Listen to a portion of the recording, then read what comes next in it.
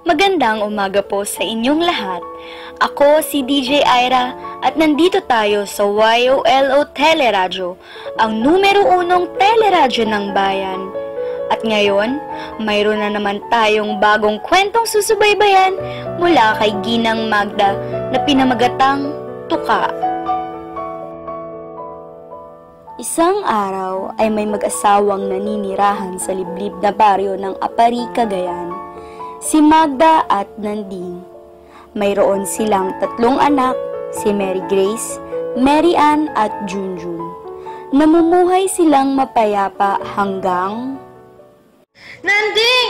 Si Junjun biglang tumumba sa kalye habang naglalaro ng patintero. Ano? Tara, dalhin natin siya sa ospital.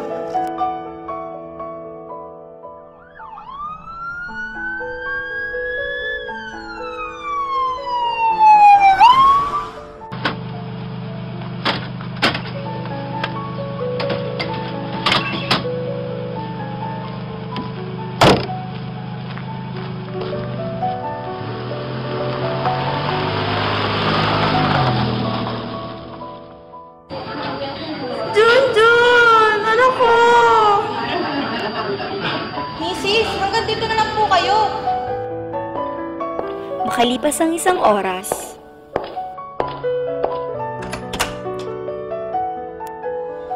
Tatapatin ko po kayo. May butas po ang puso ng anak ko at kakailangan niya maoperahan sa lalong madaling panahon. Diyos ko, Nanding, saan tayo makakakuha ng ganong kalaking halaga? May awa ang Diyos, mahal ko.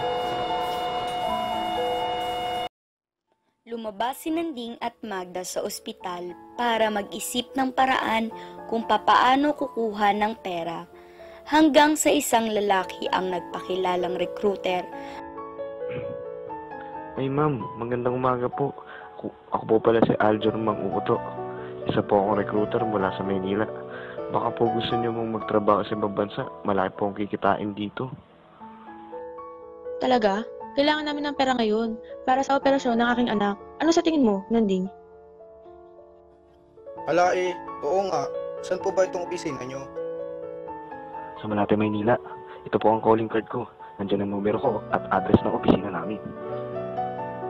Sige po, maraming salamat. Luluwas ako agad ng Maynila para mag-apply.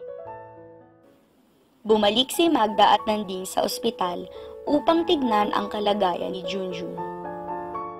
Inay, nasan ako? Bakit ang dami nakakabit sa akin kung ano-ano? Anak, konting tiis na lang ha. Promise, kakain tayo ng binatog pagkatapos nito.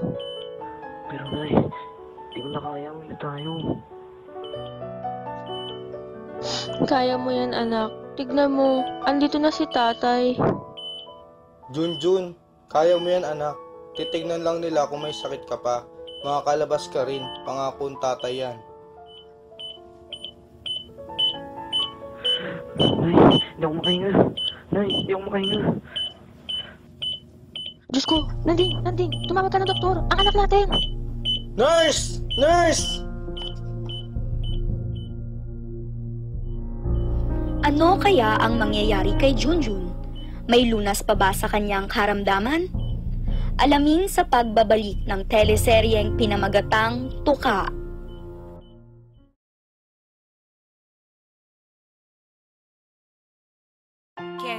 Kendra, wanna taste the green orange? Green orange for real? Newest fruta dalandan. Amoy na amoy. Is it real? Is it real? Let's fruta! Kitang-kita. Real na real! Dan, dan, dan. Dan, dan, dan. Dan, dan, dan. Sarap ng real. Lasap na lasap. Real na real, real na real. Dan, dan, dan, dan, dan. Nest fruta. Discover what's real.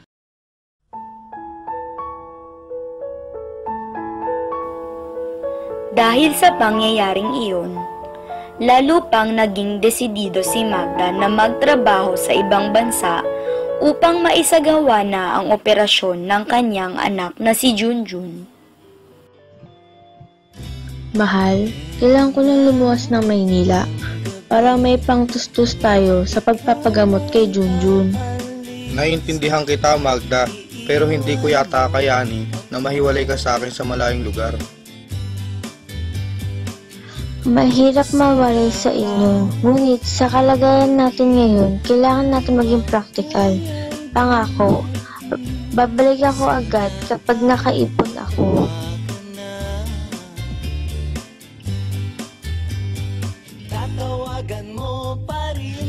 Magpakabait kayo, alagaan niyo si Junjun at susunod kayo kay tatay, ha? Sige po, inay. Mag-iingat po kayo. Nandin ang mga bata. Huwag ka na mag-alala, ako nang bahala sa mga anak natin. Mag-iingat ka.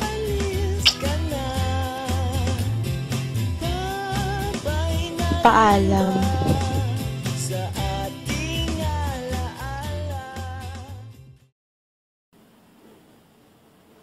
Nagtungo na sa Maynila si Magda upang hanapin ang opisina na sinabi sa kanya ng recruiter. At nakita nga niya ito sa Malate, Maynila. Ang laki pala ng Maynila. Asa na kaya ako? Ay, Malate. Ito na nga. Manong, ito po ba yung Manlinlang Incorporated? Opo ma'am, masok po kayo. Salamat po.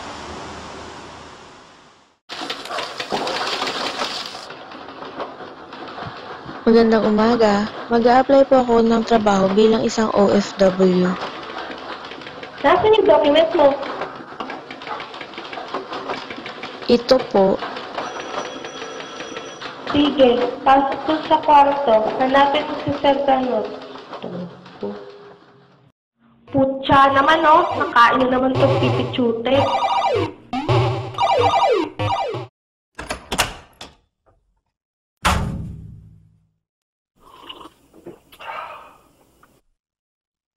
Magandang araw. Ikaw pala si Magda. Maupo ka. Gusto mo daw magtrabaho sa ibang bansa? Tama ba ako?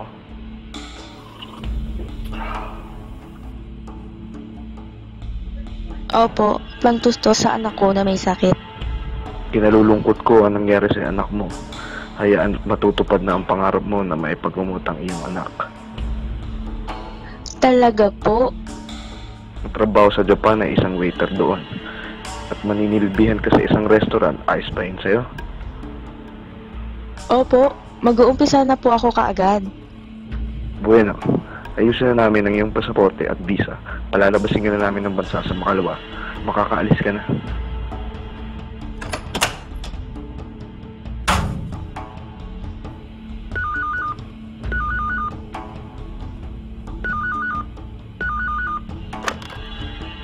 Line 4 po! Ano po, boss? Okay po ba? Hanep, Aljur. Saan lupalop mo nakita itong Magda na ito? Apari po, boss.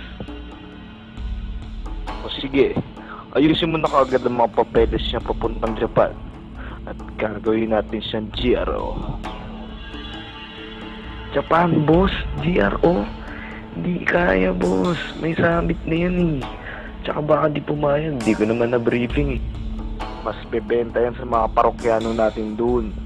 Ang mga gusto nilang babae ay bihasa. Naiintindihan mo ba ako? Opo, boss. Masusunod. Ikaw, Magda, magpapadapa sa mga Haponesa at magdadala sa akin ng limpak na salapi.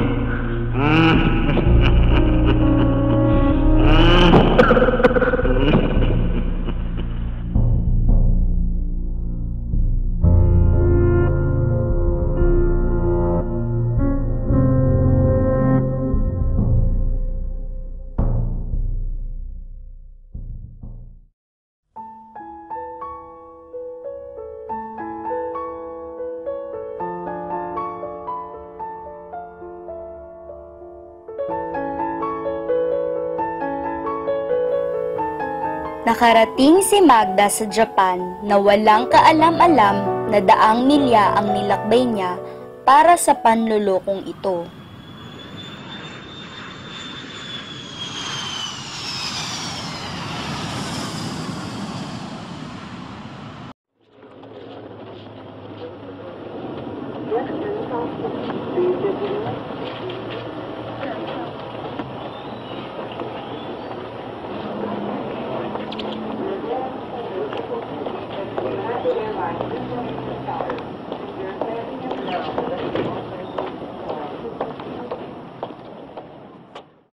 Maligayang pagdating po sa Japan. Saan po tayo? Pinoy? Ma'am, at your service, extra service. Gaano katagal na po kayo nandito sa Japan? Tama lang pala sa pamilya ko. Mahirap man ang trabaho ko, pero hindi naman natatapakan ng dignidad ko.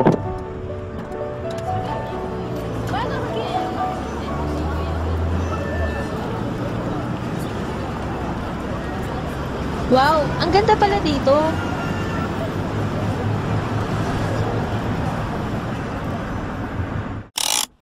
Nandito na po tayo, ma'am. Maligayang pagdating ulit dito sa Japan.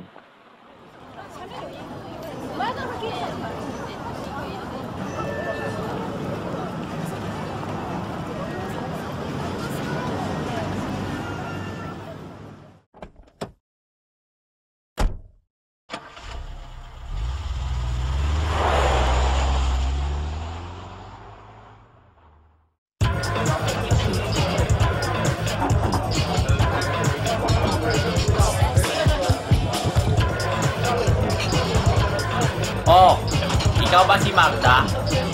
Opo, sir. Oh, anong gawa mo dyan? Ikaw hubad na. Madami tayo customer ngayon. Hubad na! Dali na! Ho? Wag po. Waitress po ang pinasukan ko dito, hindi GRO. Sabi sa akin ni Ganor, ikaw GRO, kaya dito ka trabaho. So dali. Huwag bagal.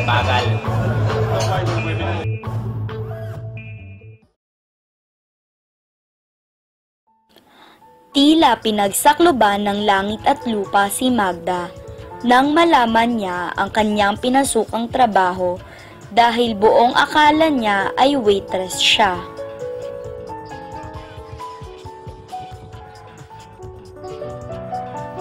Naku, matanda ka dito. Huwag ka na umiyak, matasanay ka rin. Bilisan mo na, magpalit ka na ng damit. Nagagalit na si Baso sabi. Hindi ko kaya. Kanin mo. Para kanino ba itong ginagawa mo? Para sa anak ko. Pero waitress ang pinasukan ko dito, hindi GRO.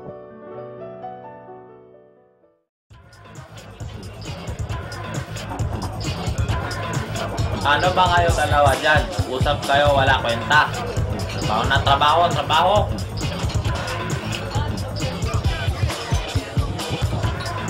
Sige na, girl. Ano nga ba pangalan mo? Ayoko na.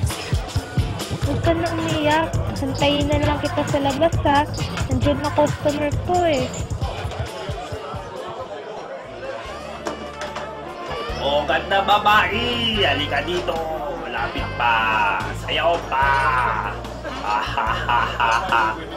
Sarap! Ayoko na. Oh, bakit? Oh, wag na iyak. Tahan na. Oh, ito, bigyan kita pera. Pero, pagbigay ko tayo nito, hawakan. Tama na.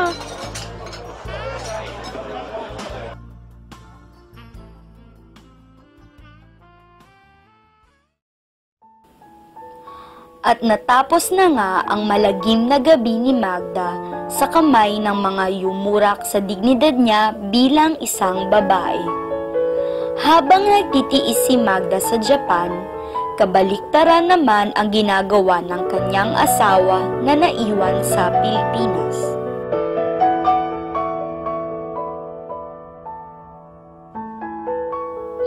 Ano kaya ang mga susunod na magaganap? Alamin pagkalipas ng ilang paalala.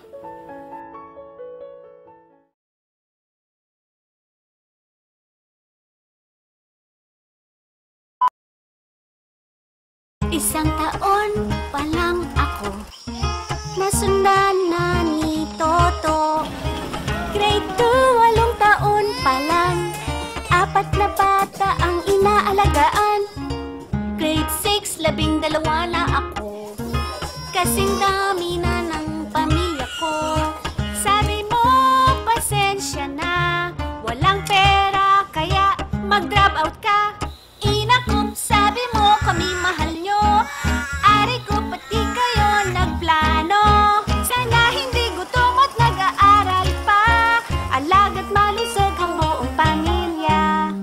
siguradong buhay ay maayos na buhay.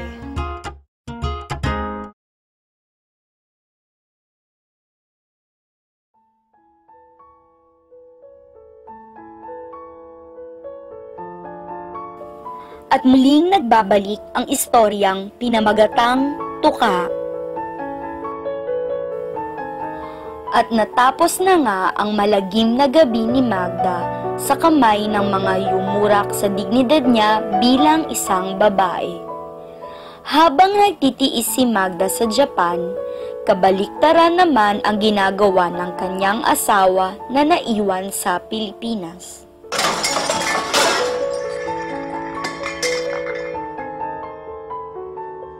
Mary Joy!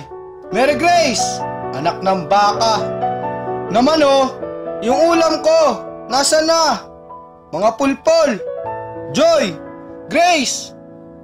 Itay, bakit po? Ano ba to? Papatayin mo ba ako? Bakit may tutong itong sinaing mo? Ayoko sa lahat yung kakain ng matigas na kanin. Hindi nagpapadala ang nanay mo para sa inutil na trabaho mo. Itay?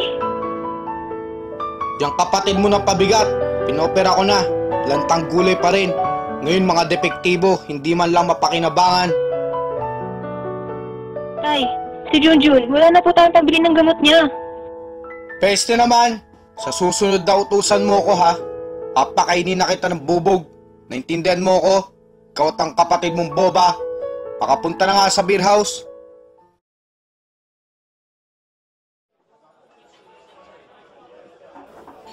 Bagamat napaoperahan ni Nanding ang kanyang anak na si Junjun, ay hindi naman naipagpatuloy ang pagpapagamot dahil walang pangundangan kung lustayin ni Nanding ang pera na ipinapadala ni Magda sa paggamit ng masamang bisyo.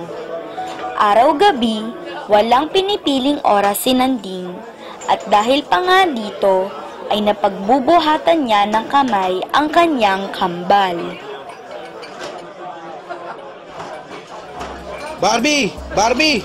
Bigyan mo nga ako ng sariwang bebot dyan. Nako, Nanding. Sobra ka na ha? Nakakailan ka na, pang-apat mo na yan. May pera pa ba? Putya! Pati ikaw nangingilam.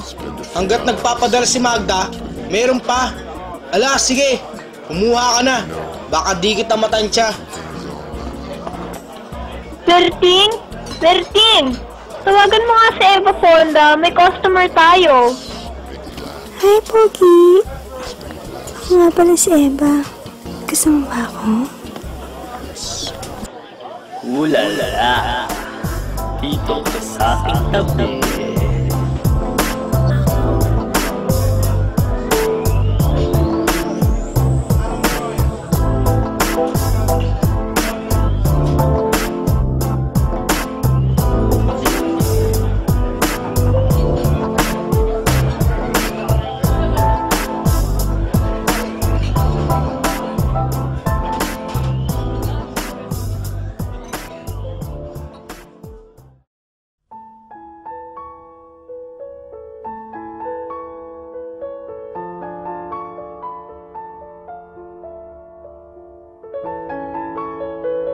Dahil sa kapabayaan ni Nanding, ay mas lalong bumagsak ang pangangatawan ni Junjun at di naglaon.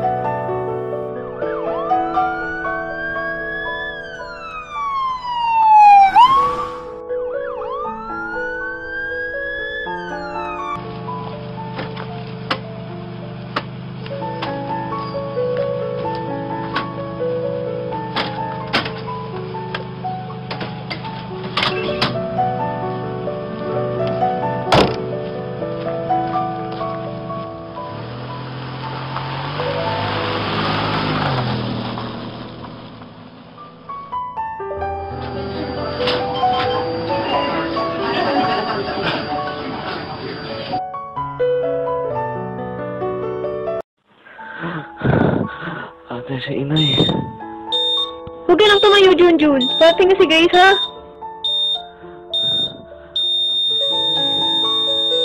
Junjun! Junjun, babawing iwan, Junjun! Ano pa nangyari dito? Junjun! Junjun, babawing iwan, Junjun!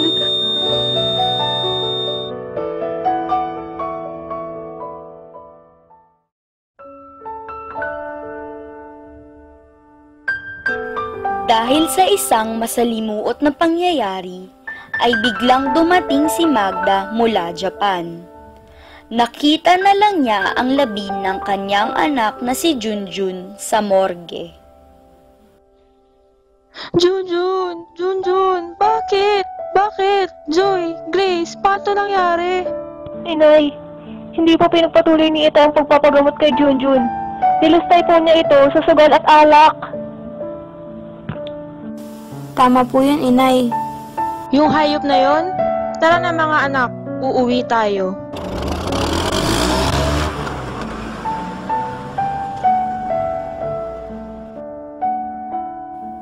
Pag-uwi sa bahay, napansin ni Magda ang kakaibang pandama.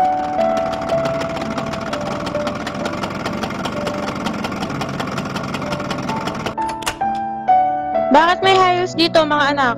Nagsusot ba kayo nito? Hindi po, Nay.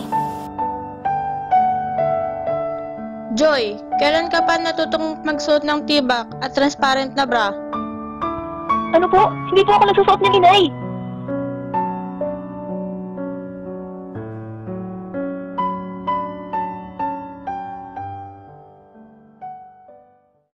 Nanting, tama na. Ano ba, Nanting? Tama na. Hindi kita tatantanan, Eva. Hindi ka dito. Wala yan. Halika na dito. Binibitin mo naman ako eh.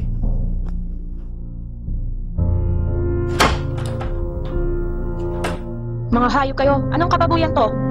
Magpapaliwanag ako, Magda. Anong kailangan ipaliwanag sa karataduhang ito? Ha, Nanding? Ang tagal mo na kasing nawala. Gago. Kaya pinagpalit mo ako sa higad na ito? Sumusobra ka na yata ah. Tumigil ka dyan, punyeta. Baka gusto mong gawin kong susi ang bid mo. Magda! Teka lang, Magda! Tiniis ko ang lahat para sa pamilyang ito. Itatapon mo lang lahat para sa bisyo mo? Lahat ng gusto mo, ginawa ko. Pero ang gusto ko, tinanong mo ba? Pero Magda, lahat namang ginawa ko. Lahat ng gusto mo, ginawa ko. Pero ang gusto ko, tinanong mo ba? Binaboy ako ng mga hapon doon, Nanding. Niloko ko ng agency ni Canor, pero lahat yun tiniis ko. Dahil alam ko, inaalagaan mo ang mga bata. At ito lang pala ang ginagawa mo? Patawad, Magda. Huli na sa patawad mo. Hindi mo na maibabalik si Junjun. Iniwan na ni Magda si Nanding, bit-bit ang kambal. Sila ay lumipad patungong Japan upang doon na manirahan. Hindi na napigilan ni Nanding ang pag-alis nila, kaya namang masasabing bilog ang mundo sapagkat naging miserable na ang buhay nito. Nabuhay ng mapayapa sila Magda sa Japan. Di kalaunan ay nakapag-asawa siya ng isang Hapon kung saan sila naman ang inalagaan nito. Wala na rin silang nasagap na balita tungkol kay Nanding. At diyan nagtatapos ang ating istorya. Ang buhay ng tao ay sadyang mapaglaro. Kung kailan masaya ka na, bigla namang may darating na problema. Ngunit hindi naman maaaring palagi na lang masaya dahil hindi natin makukumpara ang kasawian sa kasiyahan. Ako si DJ Ira, hanggang sa muli, maraming salamat sa pakikinig.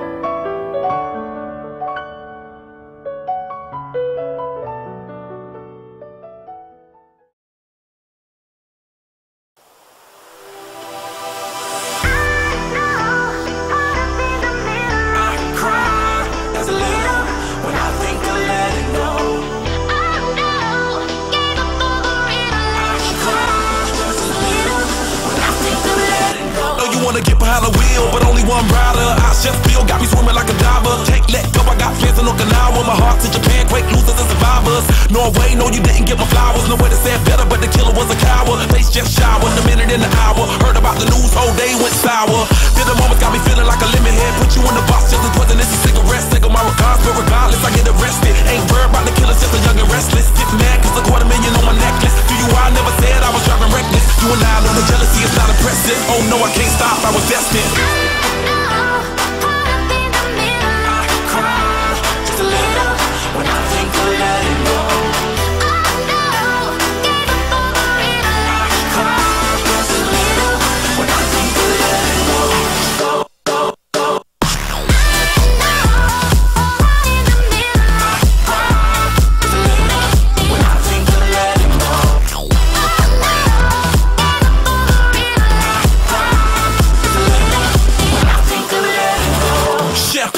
Still got 2 tears in it, and I put that on my tattoo of Jimi Hendrix. Get the press like the outfit all in it, cause the press tell it all. Get a meal ticket, clean next, get the call, just a little visit. Sacrifice just to make a hill still vivid. Reality see when you're blessed, just kill critics. Bugatti never been no rich, just God fearing. Look at me steering, got the block staring, got a good feeling. That's the bike carrying, tell us Billie Jean, I'm on another planet. Thank class, big Chuck, elite Prince parents. By my mama chandeliers, I'm in tears, damn it.